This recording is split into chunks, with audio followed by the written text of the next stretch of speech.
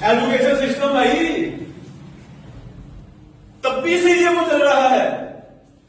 Clear है? वो education system ऐसा ही है कि जो लोगों को नौकर बनाने के लिए तैयार किया जाता है। एजुकेशन सिस्टम मतलब क्लियर है? जैसे बड़े बड़े जो बिजनेसमैन होते हैं उन्होंने अपने अंपायर खड़े किए होते हैं, उनको उन अंपायरों को और ग्रोथ तक लेकर जाने के लिए कुछ नौकरों की जरूरत होती है। क्लियर है? उसके लिए वो एक सिस्टम स्टेबलाइज करते हैं जिसको नॉलेज स्कूल और कॉलेजेस और यूनिवर्सिटीज बोला जाता है। क्लियर है?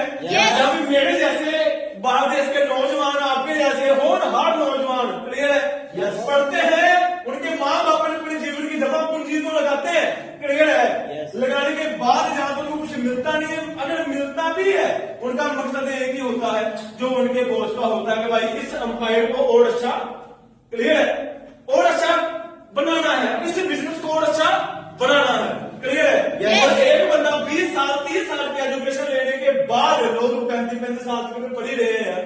क्लियर है? कोई गवर्नमेंट जॉब की तैयारी कर रहा तो साला कर ही रहा है बस। क्लियर है? सारी चीजें करने के बाद अपनी स्किल पे काम किया, ओके किया, अच्छी बात है। कुछ लोग करते ही नहीं अपनी स्किल पे काम, ठीक है? कुछ ने किया अपने स्किल पे काम, बड़ी अच्छी बात है। कुछ ने किया अपनी नॉलेज पे काम, और भी अच्छी बात है। कुछ ने किया अपनी पर्सनैलिटी पे काम, और भी अच्छी बात है। क्लियर है? लेकिन दुख की बात यह है कि अपनी स्किल पे काम करने के बाद, अपनी पर्सनैलिटी पे काम करने के बाद, अपने नॉलेज पे काम करने के बाद सारी चीजों को अपने झोले में डालकर ना मार्केट में निकल पड़ा किसी और को कामयाब बनाने के लिए। क्यों? क्योंकि उसकी मेंटलिटी है। मेंटलिटी क्यों है?